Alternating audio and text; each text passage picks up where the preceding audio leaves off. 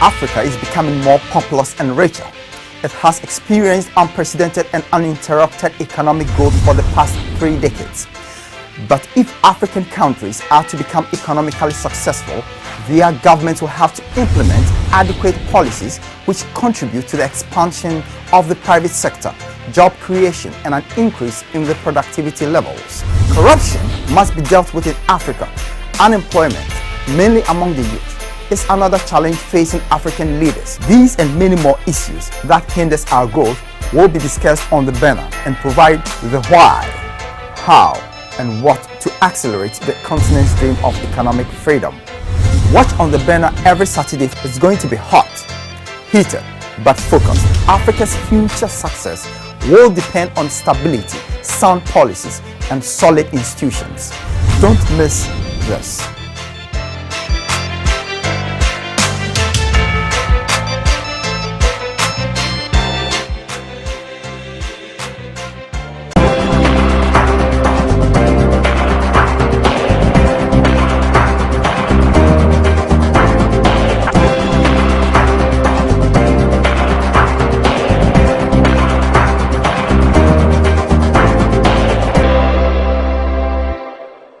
Welcome to another exciting edition of On the Banner. My name is Shalom Gono, Controversial X, always bringing you the controversial angles to the issues.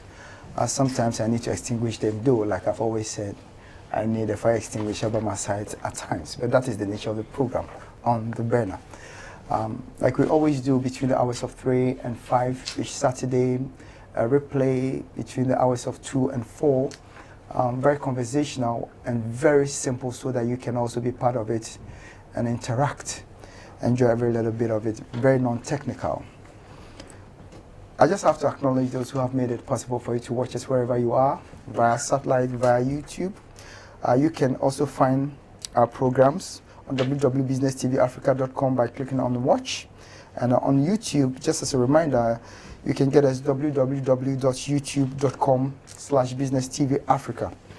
I must also remind you that you need to rush to any GN Bank and grab a copy of the first digital box, which offers you a variety of channels and mind-boggling programs. Of course, with this, I have someone in the house to discuss if actually this is going to be a reality, because there's been some, and I'll introduce the person. I don't want to take the wind out of your minds yet. It's still in your mind. June 2015, all television channels are migrating from free-to-air transmission to digital broadcast. What this implies is that every single television station will operate from a box, a digital box. This is why BT is entreating you, our cherished viewers, to get and secure yourself from the inconvenience that this migration may cause, and therefore obtain for yourself a first digital box from any GN outlet, GN Bank, of course. First digital for the Ghanaian in you. I must also acknowledge GN Bank, the People's Bank, GN Investments, Gold Coast Fund Management, and Coconut Grove Hotel, memories worth repeating, where I have my studio located. Once again, I must welcome you all to the show, and do remind a friend that it is time for On the Banner when you have the opportunity to interact and listen to the people that you ought to listen. One of the tests that really blew my mind a few weeks back was a gentleman said now he has the opportunity to view programs that are worth viewing because there's too much cacophony and unnecessary stuff on our TV waves. So here you are. I'll be right back, and then I'll introduce my guest. And I know, certainly for sure, you're going to call someone in the kitchen or out there that, hey, come. This gentleman is on TV. Let's listen to what he has. I'll be right back. Africa is becoming more populous and richer. It has experienced unprecedented and uninterrupted economic growth for the past 3 decades. But if African countries are to become economically successful, their governments will have to implement adequate policies which contribute to the expansion of the private sector, job creation, and an increase in the productivity levels. Corruption must be dealt with in Africa.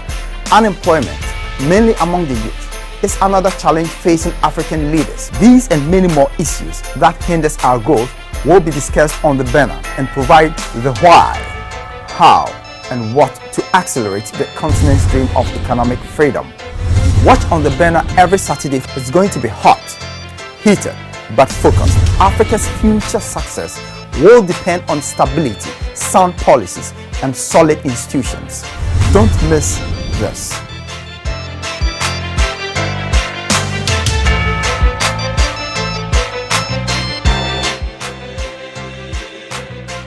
Well, before I introduce my guest, I have to just give you a teaser. He's an MP from Asin North. I'm sure you've concluded. Yeah, Asin Central. I'm sure with just the mention of Asin, because his name dominates Asin. So sometimes the cardinal points even doesn't matter. When you mention Asin, the rest is added. So already you have introduced a person to yourself. On our screens today, we have Honorable Kennedy Ohina Japan. Do you use it quite often? I hear people use it. Yes. He prefers to be Ken. He prefers to be Ken, and everybody calls him Ken. I mean, it's surprising. He just drove in.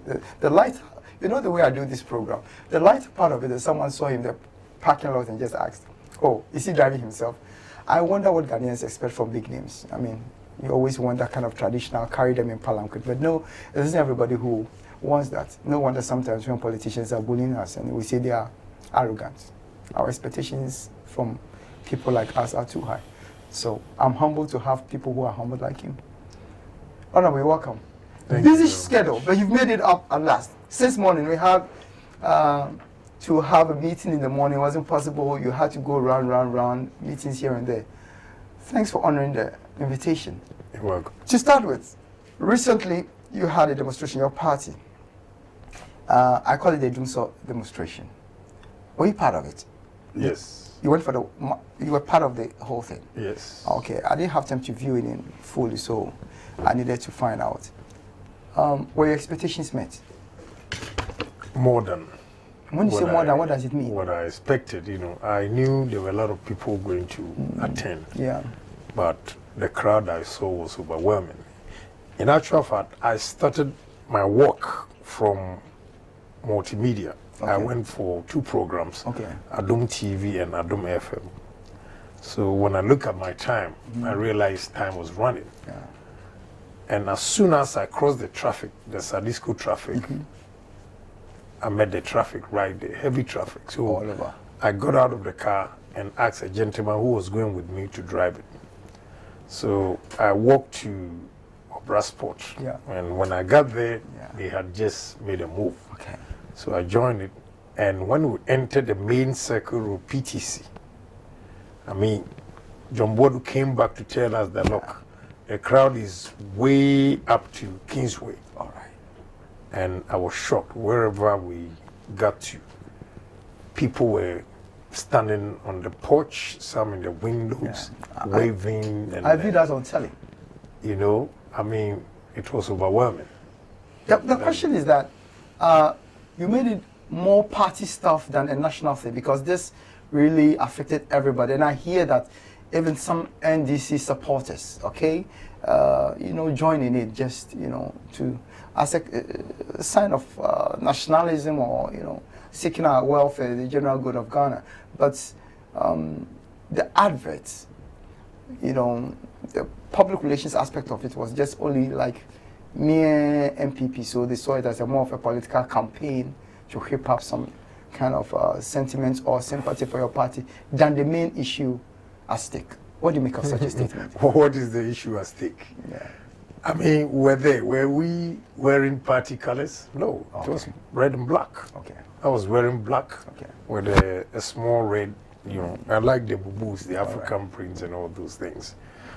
Well, if indeed we had members from NDC joining us, well, there's nothing wrong with it.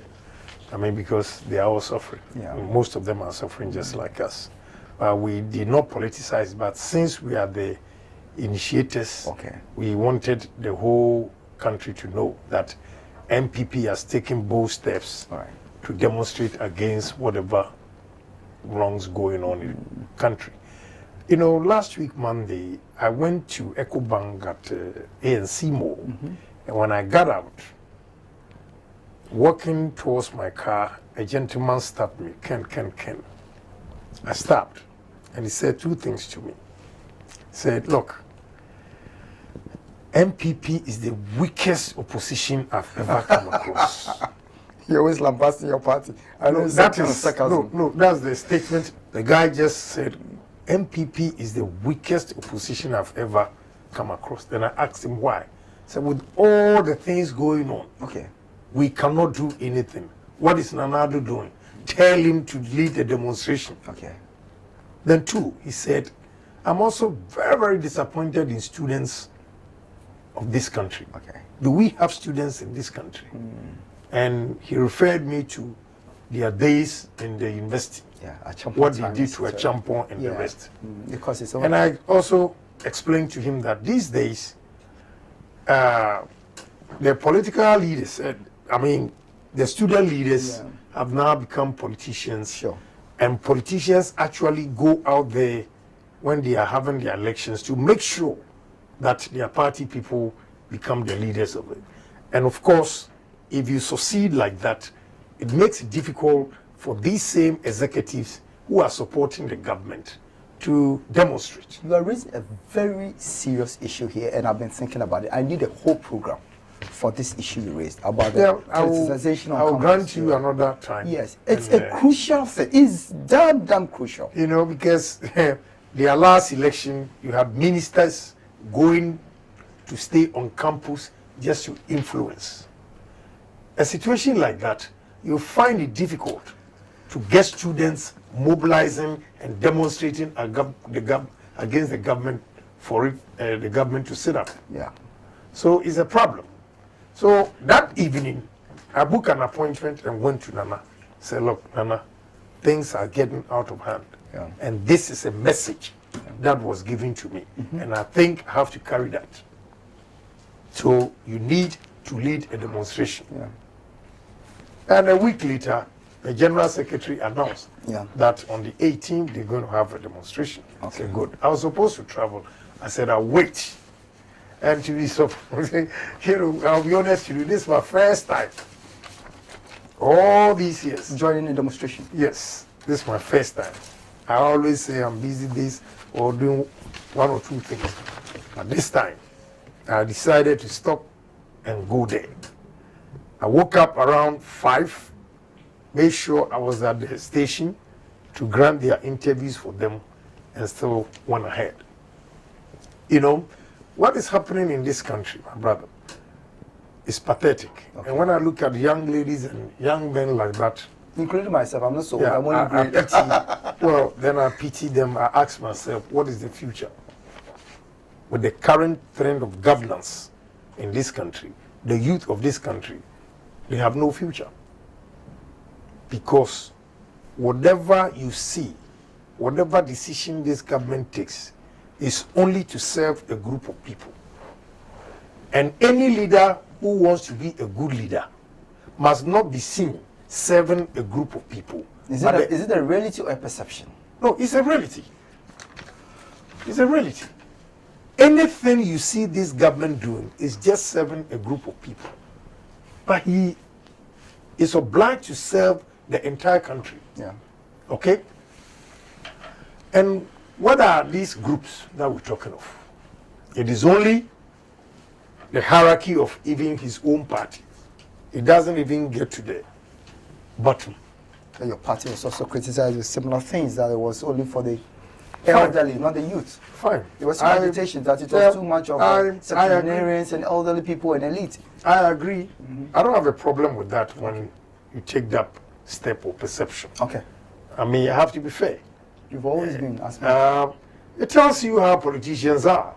You know, they will tell you A when they want power, and when they get the power, they tell you B. Interestingly, can you say we politicians are? Well, I'll agree, but I try to speak the truth. Okay, but I wouldn't say I'm perfect and therefore accept. We politicians go out there. We march on platitudes. Okay, we march on platitudes. But when the reality dawns on us, you see us backtracking and all those things. And that is very disappointing. I personally believe that if I tell you, look, I'm going to do this, the mere fact that I've made you known that this is what I'm going to do, I'll stay focused. You committed yourself.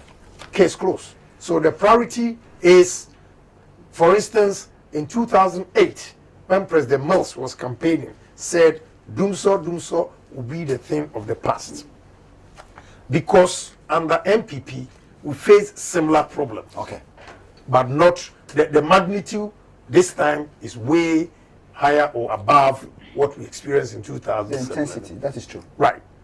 So if Ghanaians decide to vote for you, based on your promises that Dumsor will be the thing of the past, and this is their 7th year. Okay.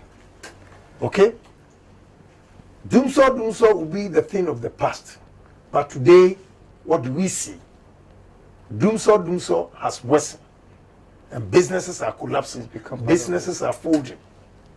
People are losing, say, their gadgets are getting collapsed, whatever. I don't know the words to use for it. It's even causing houses to burn because people forget themselves and leave appliances. Yeah. Most of the fire. Unfortunately for us, a gentleman who died with a wife, Yeah.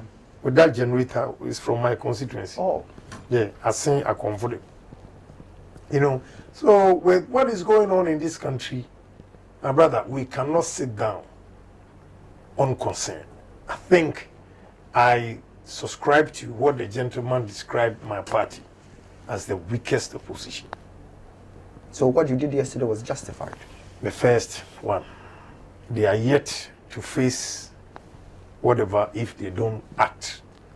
And you know, I'm sorry to say this, I'm surprised that police, before I got here, my guys called me that the police invited them, and when they went, they are threatening to take them to court because they did not take the route. Yeah. Meanwhile, they have two court orders.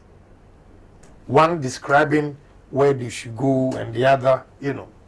So when I got to Tema Station, I was confused. I didn't really know where to go. Okay. And the standby, you know, those who were standing by told us that, look, Esla and the rest, they went straight to the ministry. Surprisingly, there were police officers there. Okay. So I'm surprised they are saying that they did not follow instructions. And first of all, look how peaceful it was yesterday. I mean, wherever we got to and people are selling their water, we asked for the price, we paid, look, go ahead and take it. Nobody damaged any property or anything. It was peaceful. So why would the police drag these things? The laws are laws, no matter how peaceful it is. And isn't it a good precedent? Because one day there's a likelihood your party will be in governance, and therefore if there are laws, then people should... And what is the precedence when we have 2 letters? Okay. What's the precedence then that you have to say? Okay. And don't forget, let me tell you, if you know the Bible well, it said when Jesus Christ was asked about the fruits he plucked on Saturday or so, because it was a Sabbath day. Yeah. His response, they were just testing him if he abides by the law. He said to them, the Sabbath was made for man, not man for the Sabbath. The Sabbath was made for man, not man for the Sabbath. Okay, so even laws, when you realize the atmosphere is conducive and peaceful, you don't go by your laws to rather go and create chaos. Because I hear one of the gentlemen told them that, look, if you take these guys to court, what will happen in this country will be worse than when Kennedy Japan was arrested. That's what they told him. That if you like, take them to court. You see, so I don't know. But I think we should allow the processes. Well, fine. Yeah, for good governance. We don't have a problem. Yes, because, I mean, once you have a good case, because to every rule there's an exception. And sometimes some human face is given to law. So let the law, let's see how it goes. We don't have a problem. Yes, that's what I'm hoping. I don't think you ever find, massive demonstration like that being so peaceful without, It also shows that we are becoming politically enlightened. No. We have 2 sets of people here. One believes in radicalism. One believes in peace. Okay? Which one believes? I'm telling you, if NDC had gone on the street with this kind of crowd, definitely they were going to create confusion all over stealing. Because even what the law, even what the law prescribes that do A, they still steal and do B. How much more? You are just generalizing issues. No, I'm telling you, generalizing issues. You see, I don't want to be quoting, but I have a lot of facts to give you here on this. Just I know the way. Yes, I know. Okay, so I wouldn't lie, but we are sanitizing politics. So we believe in peace. Let's hope what you're saying is the reality. It's a challenge to the MPP. I like provoking the issues. So what you said is just a challenge that in future we'll see what happens when NDC also goes on a demonstration. Right. It will be as peaceful as this.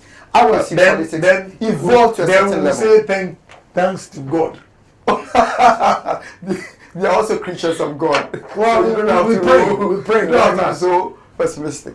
But talking about the energy issue, we gradually coming to the economic dimension. A lot have been said, analysts and pundits, some in various quarters, that it is not the fault of any government per se, but it's the fault of a nation. We lacking planning and foresight and even vision in the things we're doing.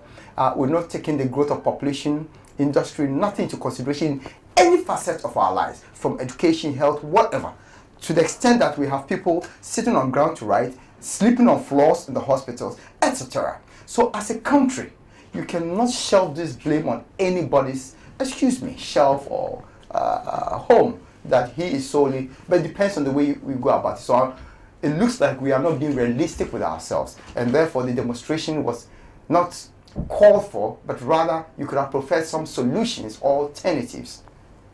What do you make of such a statement? You laughed at me. Yes, I laugh. I don't want to use the words I used to describe them yesterday. I hope you tone down. Yeah. So I know how gentle you can be. It's a stupid argument. Stupid argument. If somebody makes that argument, yeah, it's a collective problem. Is not. No. When they say that we don't give solutions, not whatever they said about problems, they were problems or what. Yeah. But that particular statement that we criticize and we don't give solutions, and I'm saying alternatives. Yeah, alternatives. It's stupid for them to say that. I'll give you one typical example. You see, you cannot have a bravest man like Greenstreet telling them like it is to their face. I respect that gentleman. Okay? He's won my admiration. Yeah, I don't know like what them, man. That day, telling them the truth, what people think, the perception, right in front of the perception of Ghanaians about NDC. And what did you see? Insults, calling him all sorts of names. I felt bad about that. Right. Are you telling me these people are people you should give alternatives? They listen. Now I'll give you the alternatives if they'll take it. You see, the problem we have in this country is that President Mahama and therefore NDC from day one, they have always appointed square pegs in round holes. What does that mean? Square pegs in a round hole. You see, we have this cup which is round. Then you want to put this phone. Have you been able to cover it? You see the loopholes? Yeah. The spaces. Okay? Yeah. So you need this round hole, you need a round top to cover it. So the square, they put the square pegs here in a round hole. The portions left out. Yes. That is precisely what is happening. You're referring to human resource. Meaning incompetent. Yeah, they have a lot of incompetent ministers, incompetent party faithfuls, incompetent managing directors, incompetent directors, incompetent workers. You are the people who are giving this vocabulary to the younger people in NDC to tell engineers at VRA that they are incompetent. Maybe they are copying you. They are copying me. They are copying themselves. They have now realized that, look, VRA is not competent. They have now realized. And if VRA is not competent, simply put, it means President Mahama is not competent. Because if you are competent, you are the number one man in the country who has gone to Ghanaians, sought their mandate to rule us and promise that you deliver. So it's simple. If you find the person incompetent, you get him out and put somebody there. What have they done? What is happening to President Mahama's administration is that when I go out there and insult Shalom, wow, he is a good guy, we have to appoint him as a minister. When I go there and steal government money, oh yes, they raise you, they put you at Flagstaff House. You know how to bring money to the party. Good.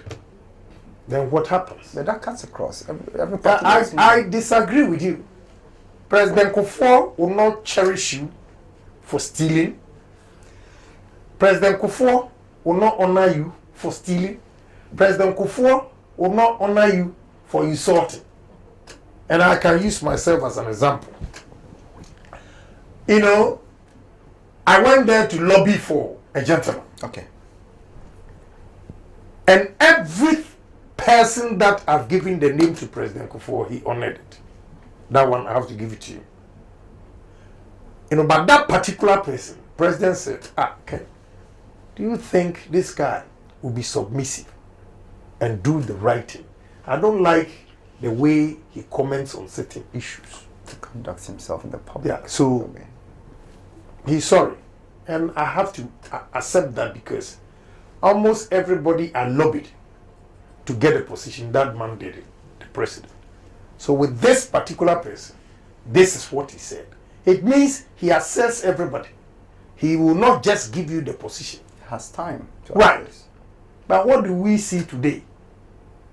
You know, I'm building a case. Yeah, I'm listening. Okay? I'm building a case. I will answer it's a revelation. every question you've asked. So, in simple terms, I am saying that if the president is competent himself, he will find competent people to surround him. I'm sorry. I have to tell you like this. That's a provocative comment. Well, too bad, because my business is collapsing. It has taken me so many years to build that business. When people come into governance and we have obsolete machines, plants all over the country, is it an overnight thing? Things that have not been done. If it could be done, it would have been done under maybe a previous administration, which is even tagged as more business-like. You see, let me tell you, don't be pretentious journalist. You know the situation, but you pretending and playing the advocates. I don't know, that is what Look, let me tell you. I listened to Kofi Adams, responding to this demonstration by saying that President Rawlings created an environment for MPP to generate power and what. What did Rawlings do in 19 years, apart from killing people? He extended electricity, built steel bridges. But if you extend electricity all over Ghana, and you don't generate power, that is your earlier statement. Why people, leaders who lack vision, will not foresee that in the next 10 years the population will grow at this percentage, and therefore we need, if we are 14 million today, in the next 10 years we do a projection that 2,000 kilowatts we need about 3,000. Yeah. Okay. If you don't have foresight and only build emptiness around you and collapse people's industries, then you come and tell me that you did what? And I, Kere Japan, sitting here, I'll give them credit because they did the feasibility studies for Buida, but they could not execute it because they didn't have the credibility to go out there and source for that amount of money. I took the challenge. The feasibility studies was done by NDC. We polished it, took it to China. That's how come we got the money for Buida. There's nothing wrong with it. Governance is yeah, I'm giving you an example. Yeah. He said we have not done anything. Yes, and I'm telling you, yes. From Nkrumah's time that they had the drawing board for Buida, nobody executed it. It was before independence. Good. Until we came to power and we got the money. Unfortunately, we lost. Yeah. We cut the sword and everything for you. Now the point is, if you put a Siedun Ketia or you appoint him as a board chairman, what do you expect to get from Buida? Oh, please give me a break. Don't even answer that. I see you get here a man who doesn't know that this winter jacket that he's wearing is for his wife. Excuse me, give me a break here. This is why we have a problem. He knew it was for his wife. He knew it was He for his wanted wife. to save Ghana's money, Excuse and me, therefore, instead of buying a fresh one, you see, we could wear a jacket. A jacket is a jacket. I know. Only just once. No. It tells you the kind of person you are dealing with and his opinion and perception about life. He has no taste. The man goes out there as a board chairman, creates a company for himself to supply blows. Why don't you want us to speak the truth? That one is true. Good. So I'm telling about the you, winter. I can in Japan read my lips. We brought the company Sino Hydro. But I never got even one CD out of it. But I don't care. So long as we have power, I don't have a problem. But I have a pen drive if I bring it here and show you the shoddy job that these people have supervised. Why did you do that at the beginning of the project? Who didn't do Because what? you are one of the most outspoken and No, forthright who people. didn't do what? Let the media take it, pictures, this, that, this are obsolete. I think you don't understand. Maybe you We can got clarify. the money, Yeah. we cut the sword, Yes. okay? We lost power. We handed over to NDC. Yes. NDC is supposed to supervise Yeah. and make sure we have value for money, Yeah. which they refuse to do. They put the deputy managing director for VRE, that is the vice president's brother, there at a most appointed Cadman. that Is it no, Cadman? Okay. that gentleman for the vice president. At that time, the vice president was a governor. Okay. Then he appointed Esiedun Ketia as a board chairman. Teacher from Sekwa. What does he know? Please withdraw the teacher because I'm a teacher too. As a teacher from Sekwa. I'm a teacher too. And you're a teacher from Accra. So what's your problem? What is the difference between Sekwa? You are an MP of Asin. I have lived. Asin is not Accra. Listen to me. I have lived in America since 1983. And I know what time it is. I got taste. You can't take that from me. I'm exposed. If you give me 2 hours, you see the things I'll tell you how to move this country. I'm worried about the Accra teacher and the Sekwa teacher. Well, I've told you. We'll talk about it later. No. Let's address the issue. You are a teacher in Accra. You are never the same in terms of perception and vision with the teacher who has stayed in my village at Asin Dumping all his life. It's not his fault. No, I'm not saying it's his fault. But when it comes to decision making, because of your exposure in Accra, Okay. there are certain things you can put on the table that a teacher from my place can't do it. I mean, that is why I use the word a teacher from Sepa. That's the difference. So if you're a teacher, I was taught by a teacher. But I can tell you, what I know, my teacher who taught me doesn't know. Today. Today. Because of exposure. Precisely. That is all we're talking about. So, what? I mean, he's a kind of square peg in a round hole. Precisely. You are now coming on board. You know, it looks as if you are afraid. No, just cheer up. You keep telling me this all the time. I'm Yes. a moderator. Well, just And cheer up. I should know what I want. I have an objective for the free program. and let me come up with the facts. I should be Okay? telling Ghanaians. You are Yeah, I'm telling my Ghanaians. guest. I'm a moderator. But you I'm sure I'm afraid. You I'm are shivering. Well, when I mention names, then you begin to Excuse shiver. me. Excuse me, audience out there. I hope I'm not shivering. Kent likes telling me this all the time. I'm shivering. You're afraid. I think one of these days, producer, give me a canvas here. So that I hold a canvas around my neck like a farmer. People know me. I'm just giving you. Anyway, on the light I'm note, analyzing the yes, it's situation okay, let's to you go that on, yeah. if you give a position, a board chairman to a Esiedun Ketia, that's the result you get. Because they are now telling me that Dam functions only 6 hours. Okay. Okay? 6 hours. Because there's no water. Right. And I'll bring you the pen drive. Just put it in your computer and see. A guy who was working there and his complaints. He's saying that the turbines, when you put oil in, it leaks. Because when they were laying the pipes and cables, they were broken ones that they should have completely Discarded. rejected it. But these guys joined it. So there's leakage. I asked the gentleman, so with this leakage, what are we going to do? So you have to break the whole thing and start again because it's buried underground. You know, truth must be told once and for all. We brought the Chinese company here, but I will not allow them to cheat my country. Never. Because the $622 million will be paid by myself, my grandchildren, my son, or my children and grandchildren and great-great-grandchildren. So we should get the right thing done for us. For money. Okay? So if we bring the money or bring the people, the responsibility of a Siedun Ketia as a board chairman and the vice president brother Atta was to supervise and make sure they do the right thing. So how can you then come and tell us that we do not add anything? We did the retrofit at Akosombo and added about 100 kilowatts. What are they talking about? You see, when we have issues like this, it's a national thing that we devoid of politics and speak the truth. But the moment you take an angle like that, nobody is going to sit down for you to lie. Okay? We have a problem. They want alternatives. They should listen. First of all, I've said it over and over again that sugarcane, we can use sugarcane to generate electricity. Yeah. I have been to India, Kulapu.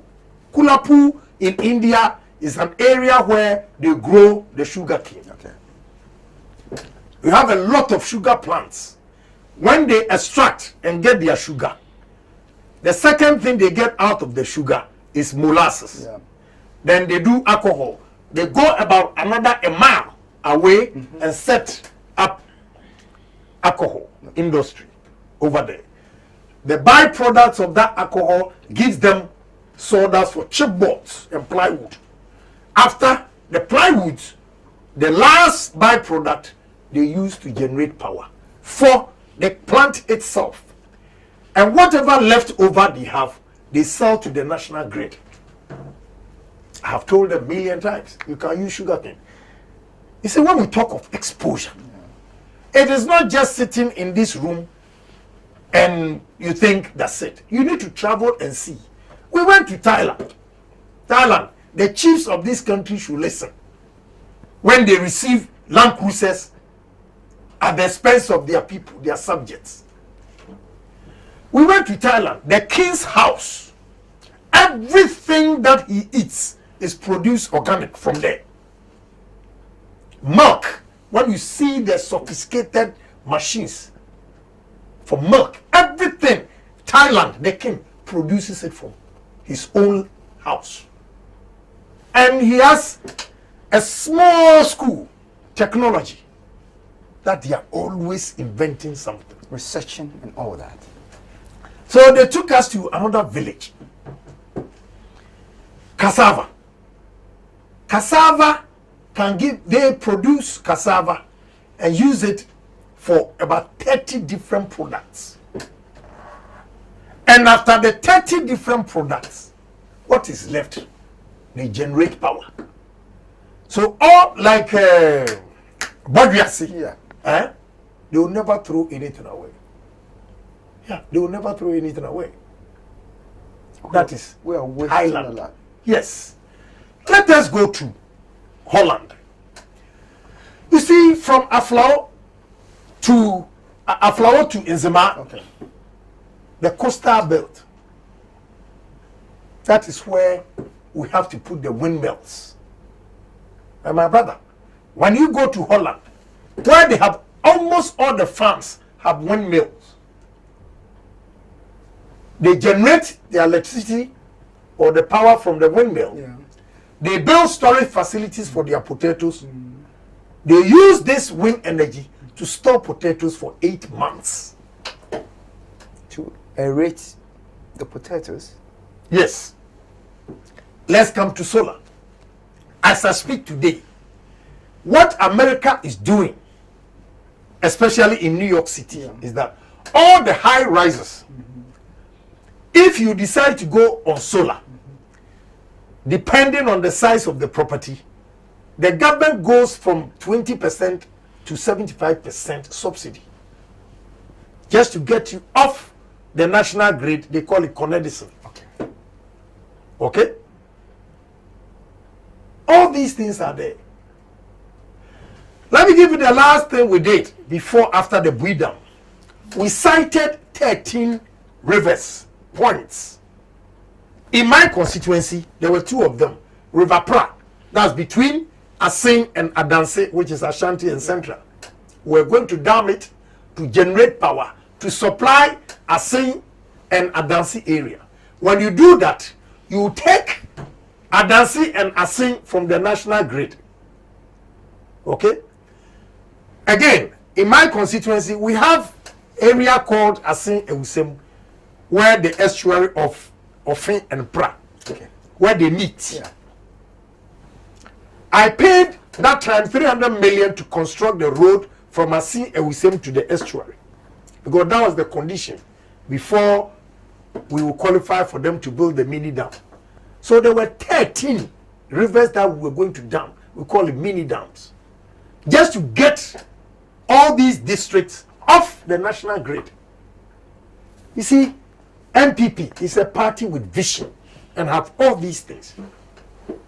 I'm going to bring these guys, they have not worked before, and all they understand as deputy ministers is to steal. When we have a vice-free Ankara who was begging me for 400 Ghana cedis, can buy $2.4 million home, 4 of them, 600,000 times 4 at East Legon, just by my place. How? When in 2007, he asked me for money, and 2009, when he became a deputy minister in 6 months, could pay for $2.4 million. We got a problem. Can I go for just a break? When I come back, that problem is going to be solved. Africa is becoming more populous and richer. It has experienced unprecedented and uninterrupted economic growth for the past 3 decades. But if African countries are to become economically successful, their governments will have to implement adequate policies which contribute to the expansion of the private sector, job creation, and an increase in the productivity levels. Corruption must be dealt with in Africa. Unemployment, mainly among the youth, is another challenge facing African leaders. These and many more issues that hinders our growth will be discussed on the banner and provide the why, how, and what to accelerate the continent's dream of economic freedom. Watch on the banner every Saturday. It's going to be hot, heated, but focused. Africa's future success will depend on stability, sound policies, and solid institutions. Don't miss this.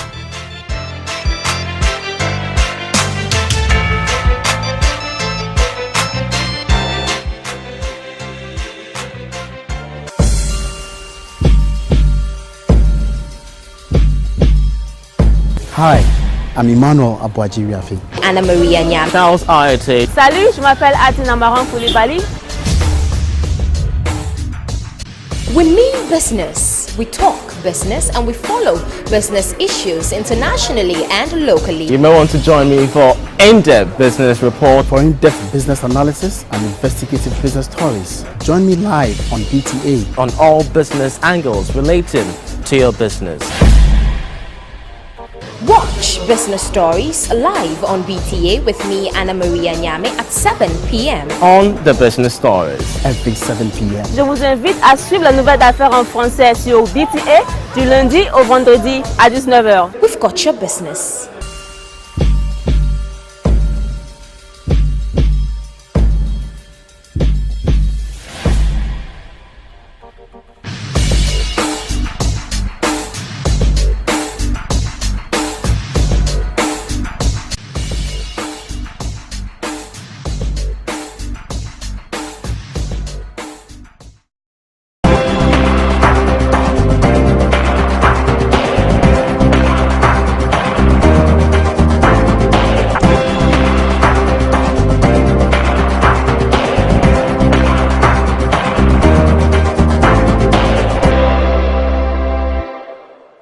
Welcome back. Having a very hearty discussion, very conversational, like I always use, very simple, non-technical, so everybody can appreciate what goes on here on minds, suggestions, and whatever. So you can just keep your WhatsApp messages coming so I can read them on air as we go ahead with the discussion.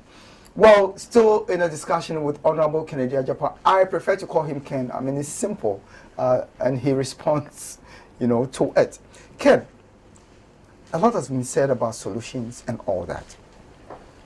The situation we find ourselves, the good government of today has promised, and I've had the opportunity of interacting with the Director of Communications, Edward Bauer, on my program. In fact, he explained a lot of things that even politicians are not talking about. What they have, maybe we need a replay of that if there's a popular demand. Detail that politicians did not even talk about. And I told him the communication system in this country is weak because Ghanaians must know. And I think based on that, if I understood him clearly, it is the reason for the Minister of Energy coming out to say by the end of this year, the problem will be one of the past. What do you make of the statement? You know, let me finish the alternatives. Okay. You see, with these badges that they are bringing, Yeah. they are all temporal. The one from Turkey? Yeah. Cater one? You know, VRA is complaining that they don't have money. Okay. Why have they loaned 400 million to Azugri? Why? Monies for them to generate power. They've given it as a loan to Azugri. What's the reason? There's another company, it was Senate or something, another 400 million. Those two loans alone gives you 800 million. And we are suffering. Now the question is, the money given to Azugri, 400 million, why isn't he giving us power? Where is the money? When we are talking of facts, giving you, the real picture, and most presenters, oh, don't go there, but I'm telling the gospel truth. I don't say don't go there. But you get panic when I mention names. I need a panic meter here to see how, timid I am. My brother, it's pathetic. VRE, how are we going to get there? They're owning a lot of banks already. Yes. Almost on the verge of collapsing. But they have given loans to Asogri and the rest. I'll check on this. Please do. And the reasons. Please do. And come back. Responses, I'll let it come back to respond. Yes, and come back. Okay? We are not being fair to ourselves. That is the problem. There is the whole world. Fuel prices have gone down. And Ghana, we are still paying high price for fuel. Why? I'll give you the secret today. GNPC, when oil prices on the world market was dropping, they rather imported 250,000 tons of finished products. GNPC. Is that his core mandate? What is Tema Oil Refinery doing? Because Tema Oil Refinery will import crude oil, okay, and process it for us to get byproduct, kerosene, and all those things. They will not do it. They will not do it. Distributors, about 100, if you have 100 companies, they are all for NDC. And that's what politicians do.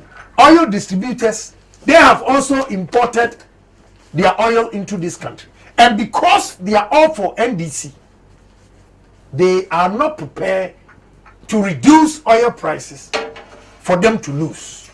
Isn't it the fact that politicians always do business with the rest of us? But if politicians always do business, is it the right thing? I'm telling you that the whole world, prices have gone down drastically. Because NDC people always import finished products into this country. They don't want to reduce it. Because they bought in stock. They had in stock a lot of them, plus GNPC 250,000 tons. So me and you, we should suffer. That is very unfair. When you go to SIC, yeah, you see, the managing director has been sacked. The two deputies also interdicted. How can a whole managing director, and I'm surprised at the woman. We always feel, as for women, they take care of home, and therefore, if you give them any position, they will do the right thing. This woman has connived with 80 companies to defraud SIC. And Woyomi is one of those 80 companies. Your friend, wait. Yeah, going to take another money from SIC. And that amount that he's taking is more than the $35 million he swindled us through judgment debt. What do you then expect?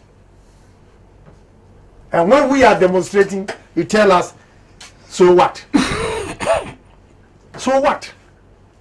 These are facts that when I tell you this, go out there and check that GMPC imported 250,000 tons when prices were dropping. They could not forecast. You see, square pegs in a round hole again. I have promised, I told the finance minister and promised Ghanaians that look, if you think 2014 was tough, then tighten your belt because 2015 will be worse. When I read the budget, I had just come from America. I was sitting in my living room watching TV, and they were doing the projections and predicting in 2015 they will reduce fuel prices at this margin. So when I came and saw the minister's benchmark, $93 per barrel, I asked him, Minister, do you think these figures you have here are feasible? It is not. That time it was around 60. Yeah. And today is around 42. What are you going to do? Look at the difference. 93 and 42. $51 difference. It throws you off your budget. Seriously. Because you make projections that look, oil is going to give me 1 billion. Yeah.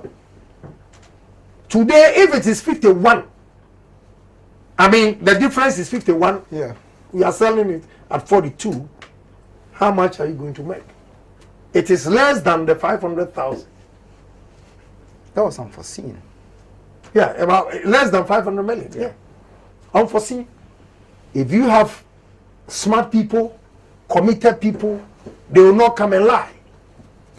If they have the nation at heart, they will watch the world market, stocks, how the prices were going, and forecast. They thought they could deceive all parliamentarians. I went to him as a minister. I don't want to go on the floor of the house, but I want you to know that your figures are not feasible. Okay? So if we have these kind of people ruling this country, that is the result we find ourselves in. We are still learning. Excuse me, 57, how many years now? We are still learning. You are still learning. When we had independence, a year after your current president was born, you are now learning. Then you will learn. You have to learn.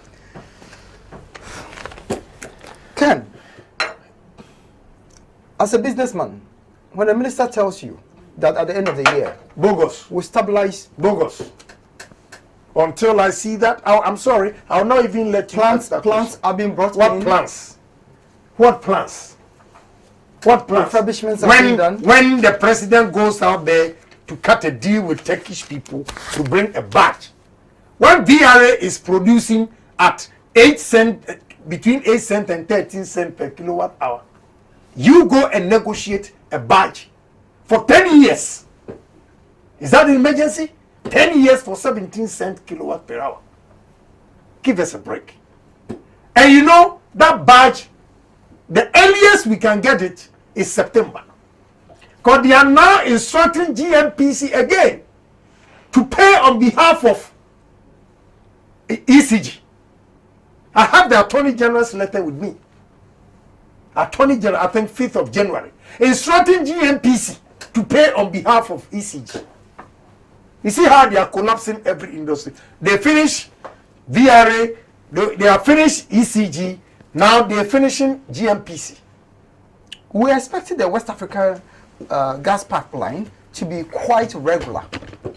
You see, you are here speaking good English. We are expecting West Africa gas pipeline I'm an Accra teacher. To be regular. How long have they been telling us that it will be regular? They don't know their priorities. They don't set their priorities straight. They only come and, you know, I'm sorry, maybe you have to forgive me, but I give you direct attack. A highly educated teacher a presenter buying into their lies. Go ahead. I'm all for it. You know, so can you imagine? I'm hopeful. Good. The president tells me I must be optimistic. As a national, For 7 years. Why not? For 7 years. There's a saying, patience does it. Patient for 7 years. When you have a term for 4 years and 2 terms for 8 years, and this is your 7th year, I should still have hope. Ghanaians have hope, and that is why he's there. You see, Ghanaians do not have hope. We abide by a constitution. That is why he's there. But he's not there because we have hope. Get it straight. Well, that is another angle to it. I hear you've spoken a lot about the effects of the energy sector on industry. But the challenges, Nigeria predominantly rely on energy generated from plants, etc., because NEPA is epileptic. Why is it that industry in Ghana is talking in, I mean, are you being spoon-fed? Are you the typical dada bells or whatever? Why are you talking so much? If your cold store is not doing well, go buy a plant. Nigerians are doing it. They are producing on large scale, bringing it to us. NEPA honestly does not exist. There's a generator in every Nigerian house. Why is industry? Why are you making so much You see, debate out of this? I don't know. I'm sorry. Today, the way you're asking questions, you also seem ignorant. Well, maybe. Yeah, you seem ignorant because I have 8,000 tons cold store. Yeah. And I have 1,000 kVA generator. So what are you telling me? What are you telling me? My generator is there. What happens is that before I should have brought my bills, I showed it to BBC before coming here, and they were surprised. The woman just said, "Hey, then I'm not going to complain again." Look, they said last month. They came out that they're going to put up the lights for 48 hours for the industries. Okay. Before that, my monthly bill was 108,000 Ghana cedis. Now listen, the 48 hours sometimes runs into 60 hours. Yeah, I know that. If it is 24 hours, I pay 6,000 Ghana cedis diesel for the generator that we are talking of. So 2 days, I spent 12,000. Instead of turning off the lights at 6 a.m., they turn it off at 1 a.m. Have to spend extra 5,000 to get the generator running. So the cost for every week is 17,000. And still have intermittent lights off again. My brother. So what is happening now is that I spent 56,000 Ghana cedis on diesel. A month. Wow. Now, the bill that came for January was 99,237. Strike 108. Take the 99,237 from it. You have only about 8,600 and something. Yeah. Or 700 and something. Around that. Right. But I bought diesel 56,000.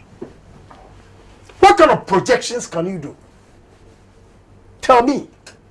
What business forecast will anticipate that in 2009, the same consumption of power was 7,400 Ghana cedis. And today it's costing me 156,000. Yeah, you need to do that. You see, you are comparing us to Nigeria. If you want to compare a developing country like Ghana, please go up there. Don't compare us to criminals like us. In Nigeria, the people selling generators will just go and pay the NEPA people to put it off so they can buy. That is the system now they want to do here. That is my fear, because I read it from Awake magazine many years ago, about 14 years ago. Yeah. That if Nigeria has regular power supply, certain generator companies in the world will collapse. Good. That was about 13 or 14 years ago when I was a radio morning show presenter. So I know. From the Awake magazine. I trust the Business magazine. You know the truth, but you know, just to provoke. No, but they are surviving. No, they are surviving. Just to provoke the debate. No, you got it wrong. You got it wrong. But they are surviving. Wine around it. No, okay, they are surviving. They are not. Nigeria is the worst place to do business. Let me tell you. They are not. Nigerians own a lot of businesses in this country now, because they are very comfortable. So they are also worried about what is happening here, that it might get to a semblance of what happens there. Right. Okay. So let us address issues. Don't let us politicize it. I'm not the only person. Okay, with all the filling stations that NDC people have opened or set up. If they didn't set it up, you will come and open it. No, I'm saying that. I'm saying me. Not you. I have a Shell filling station. Your party. Listen. I had a Shell filling station as far back as 1998. It is not a business that brings me. I mean, the kind of money I want to chop. It's not filling station. So when I see them building those stations, I laugh at them. So, they are stealing the money and they don't even know what to do with it. Because you are not going to make money. Look, from Cape Coast, Kasiwa to Cape Coast, you get over 159 filling stations. Some of them are just 100 meters apart. Right. So I ask, how many vehicles go through here for you to make your sales? But they are just covering up. Okay? The distributors and the oil marketing companies are just influencing people to go and open filling stations and they'll give them. But you're not going to make anything. You're not going to make anything. But let's address the issue itself. Now, I hear major players in this country, Coca-Cola, Cadbury, and all those things, are going to lay off some workers. Farm milk, etc. here. Right. Okay. So what happens to those workers that will be laid off? It's a concern. They might have family, wife and children.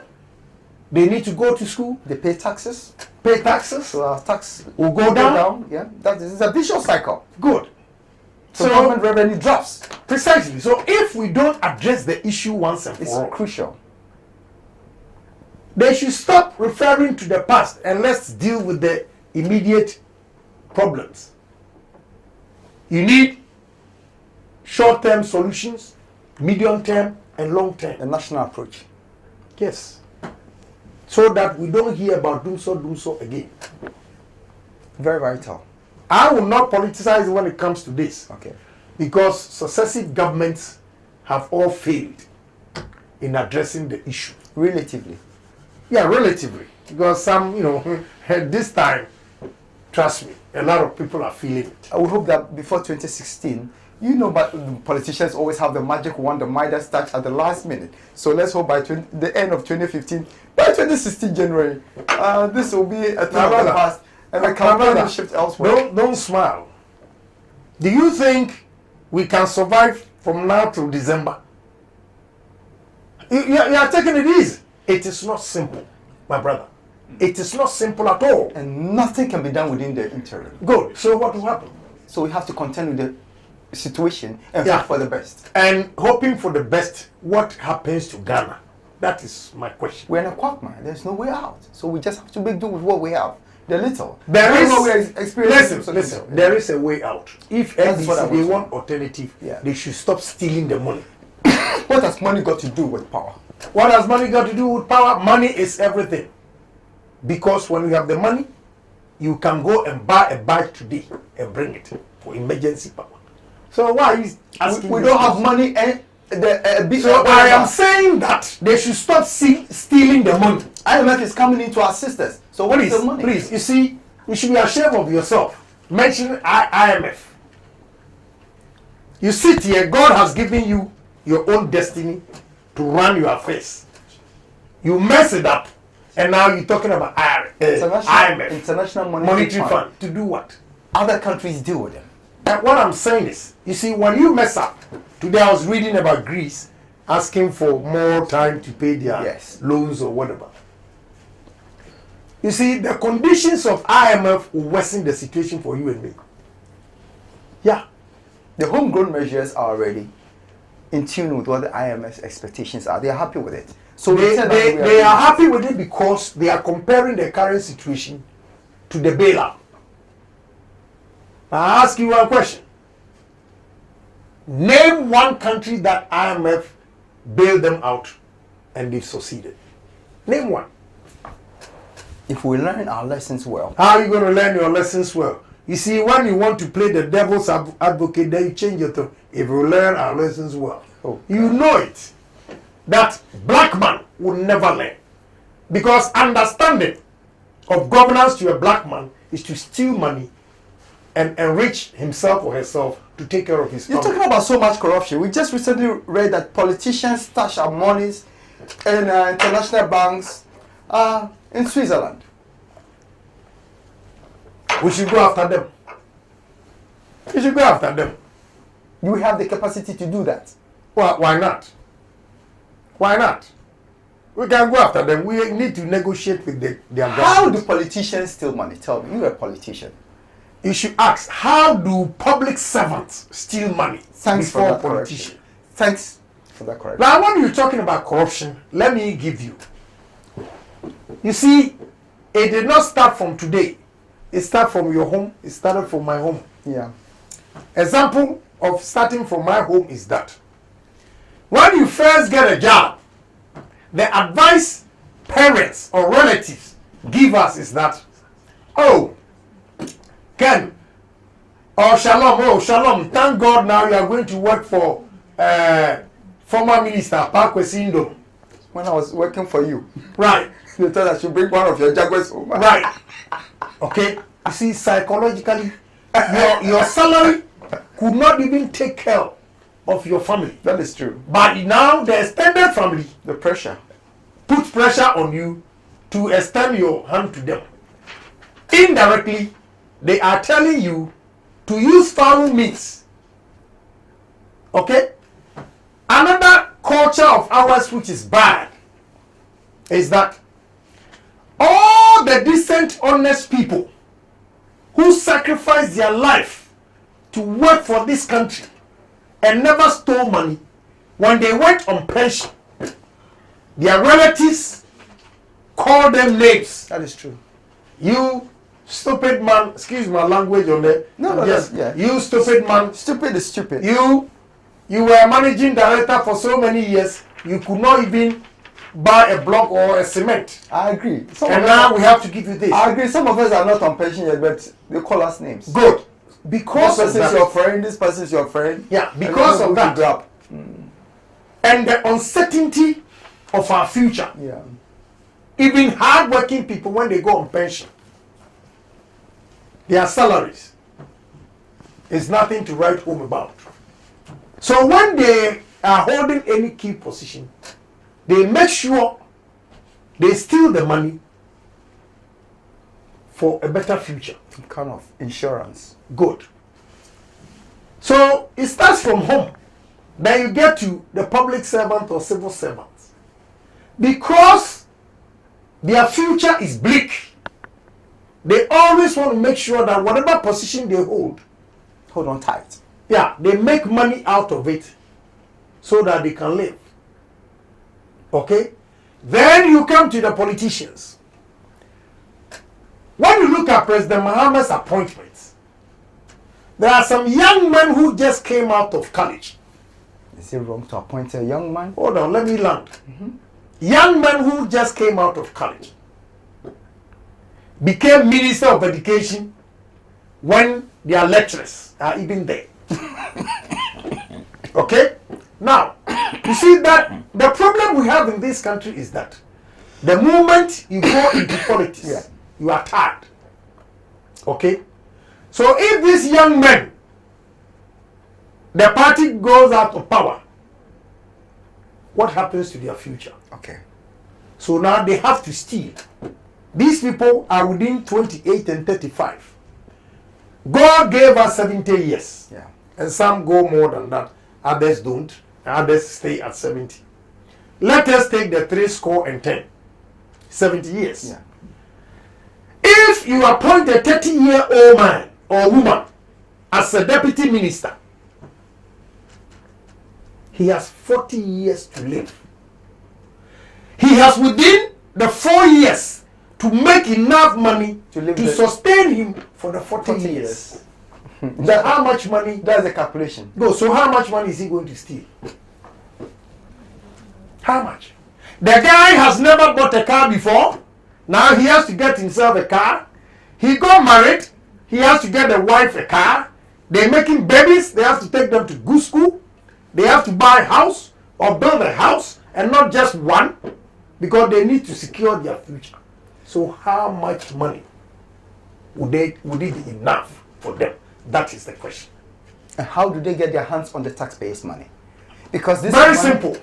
That's what I want to know. Because the head is rotting, so the whole body is rotting. The head is rotting. You have all the executives, there's everybody understanding of becoming a minister is to steal. So what do you expect? The public servants, the trick they use on the ministers, I know, is that a minister is going on a trip. That is when all the deals they cut, they'll bring for the minister to sign. First of all, some of the ministers, before they became ministers, they had not even traveled before. When they travel economy. This time, the minister is traveling first class. He has a per diem. Okay? He's so excited. They wait till the last minute, the last hour. They bring a file on this. Ask your boss. He was once Minister of Energy. And he will tell you if I'm lying. Okay? So they push you to sign. No, and you trust them. No, okay. No, but you trust them. You have to trust people. You're working with people. Not that I'm defending the ministers, but I'm telling you how they get themselves involved. Entangled in all this web of corruption. Okay? These directors will just bring them outside. Here, sign here. Your ticket is ready. The dollar, they put it in an envelope. You are excited. You are leaving. You have to catch a plane. And you'll be signing. When you finish signing, the contracts are going to their own people. Then the societal pressure on the minister and the party he belongs also makes them corrupt. Okay? They'll put pressure. Any genuine minister will not survive in the party because the word they use is you are wicked. You don't let money flow. Yeah, you are wicked. You are unkind to party foot soldiers. Yes. And they'll get you out. That is how come politicians also become thieves. The societal pressure on them. The future that is not secure for them. I don't want to mention it, but I can tell you.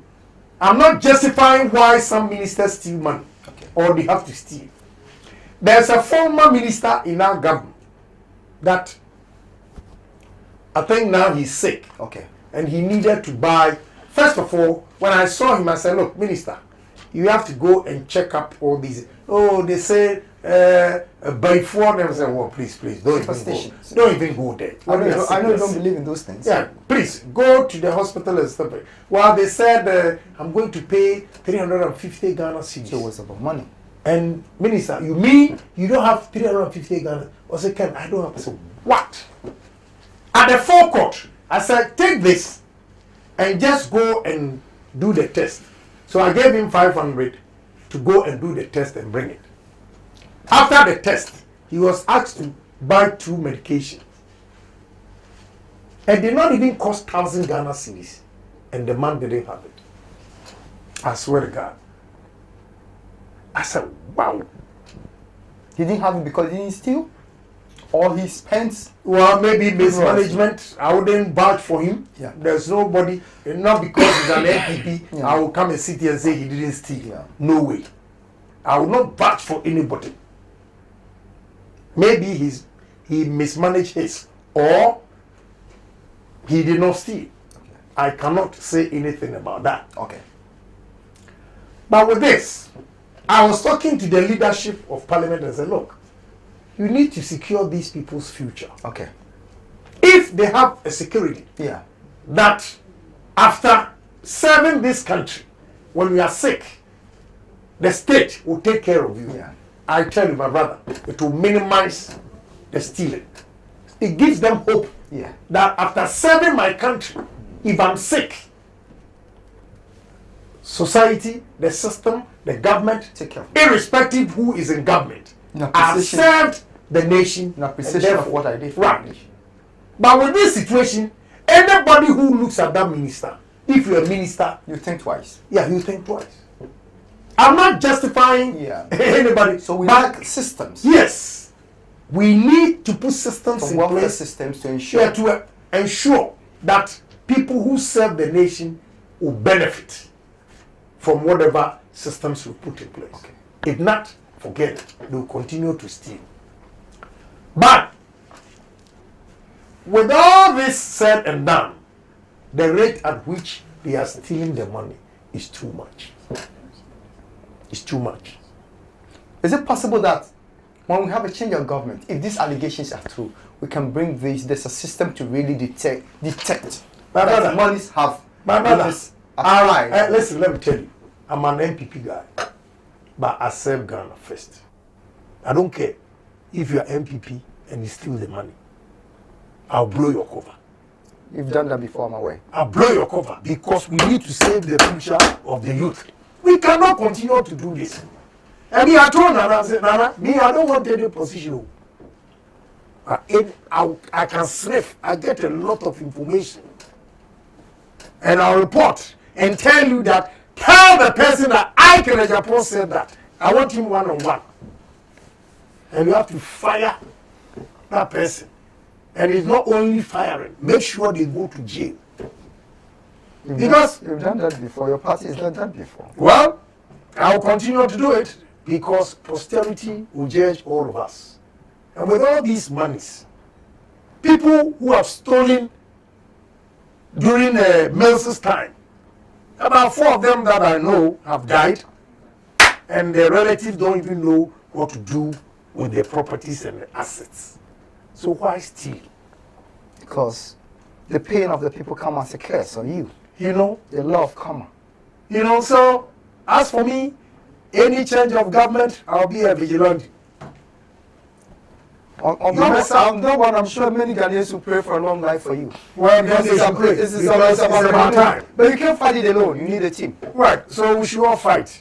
In our own small way. Yeah. Let's fight and change. Let's open our eyes. Yeah. Okay. Because we don't need to be violent, but we need to bring people to go. We need to talk about. Look, you see. What do you make of the legal system and the way we handle people who are alleged or be found? The legal system is also porous. The judiciary is porous. When I read and said, I read about a man who has stolen a chicken or whatever, going to jail for 5 years, and Woyomi is still here.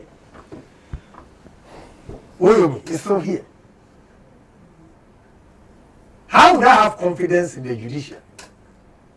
Although they've done their part, the Attorney General is not doing anything about it because she one time represented Woyomi on the Waterville case, the current Attorney General.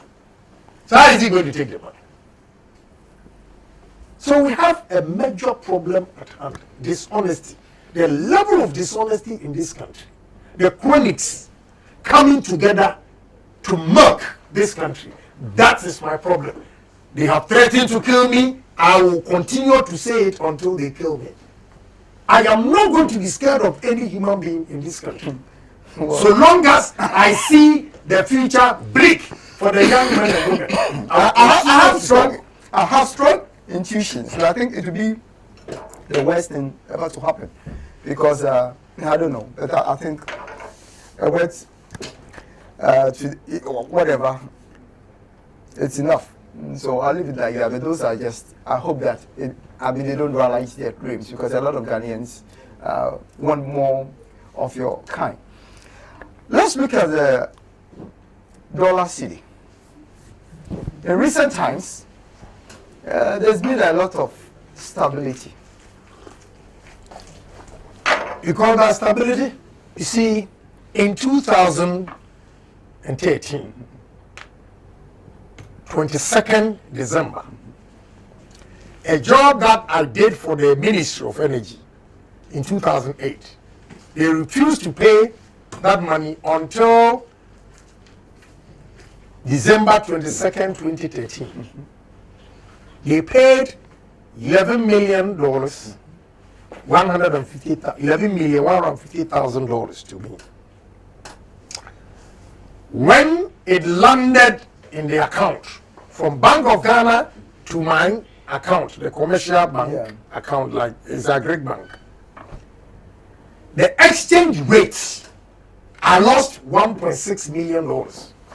Because they changed it at 2 cedis to $1. When I was transferring some money to my partners in China, Zenith Bank transferred it at 2 cedis, 38 pesos. Now, we hit the 2014, and gee, what did we see? The money kept dropping. Yeah. And how can you tell me that the currency has stabilized when within 6 months the cedi depreciated about 35%? Where am I going to get that money that I've lost for? Anyway, for your information, today I sold dollars to Fidelity Bank, and they bought it at 3 cedis 40 pesos. Started climbing. Good. Today, right now, Before ended the first quarter yet. Yeah, before I got here, I sold $40,000 to Fidelity Bank just to sort out bills. Okay, and they gladly changed it for me at 3 cedis 40 pesos. So if I had taken the dollar out and given it to Forex Bureau, how much could I make? Do you call that stability? We have a problem. We've not ended the first quarter. Yes. Ought to go somewhere. I thank you very much for the time and sharing and the revelations and all that. Your very simple language, making us understand what really goes on as an entrepreneur, as a politician, someone who is a nationalist and an anti-corruption soldier. Just a minute of your time. Please look into this camera and maybe tell Ghanaians what to brace themselves for. What are your expectations? Well, I don't want to sound so negative, but I have to speak the truth so that everybody will plan accordingly. I strongly believe that 2015 will be worse than 2014. Because, first of all, when you look at the budget, whatever figures they have out there, because the minister set the benchmark of our crude oil at $93 and now is $42, we've lost a margin of $51 per barrel. It tells you that the government estimate of $1 billion will not be realized. He's going to get about 350. He promised to use $580 million in infrastructure. Today, he cannot get that money for infrastructure. When you encounter a problem like this, it triggers other areas. Yeah. So it's going to be difficult. And with these light-offs, Ghanaians should embrace themselves and pray that, I don't know the situation, how God will come in and help us. But all is not lost. I believe when we stay focused and we commit ourselves and dedicated ourselves and be truthful to ourselves, we'll be able to make difference. But the rate at which Ghanaians are so dishonest to ourselves, to their fellow brothers and sisters, is going to be tough. Until we realize that, look, you will definitely die one day. But if you do the right thing, your name will live. And all those who will do bad things to the nation, they will die and they will never be remembered. Well, that is a word of caution. Right. Yeah. So I believe that we should all be kindly to ourselves and serve our nation. We'll continue again. This is just the first quarter. But I think every quarter I must get you review of the states. Thanks for your time, and God bless you. Continue with the fight, and I hope that God gives you the kind of energy you desire to be forthright with the issues, because in every society you need people who have that sacrificial spirit to fight it for, the collective good of the population. Thank you. And God You're bless welcome. you. Yeah. Thank you. Finish your tea, sir. Thanks for being part of the program, like we always do between the hours of 3 and 5 on Saturdays. Always bringing you heartwarming discussions that gives you hope. You listen to the kind of people you desire to listen to all the time. This has been no exception. I hope you enjoyed every bit of the program. Thank you, and keep watching On The Banner. My name is Shalom Yagono. Africa is becoming more populous and richer. It has experienced unprecedented and uninterrupted economic growth for the past 3 decades. But if African countries are to become economically successful, their governments will have to implement adequate policies which contribute to the expansion of the private sector, job creation, and an increase in the productivity levels. Corruption must be dealt with in Africa. Unemployment, mainly among the youth, is another challenge facing African leaders. These and many more issues that hinders our growth will be discussed on The Banner and provide the why, how, and what to accelerate the continent's dream of economic freedom. Watch On The Banner every Saturday. It's going to be hot, heated, but focused. Africa's future success will depend on stability, sound policies, and solid institutions. Don't miss this.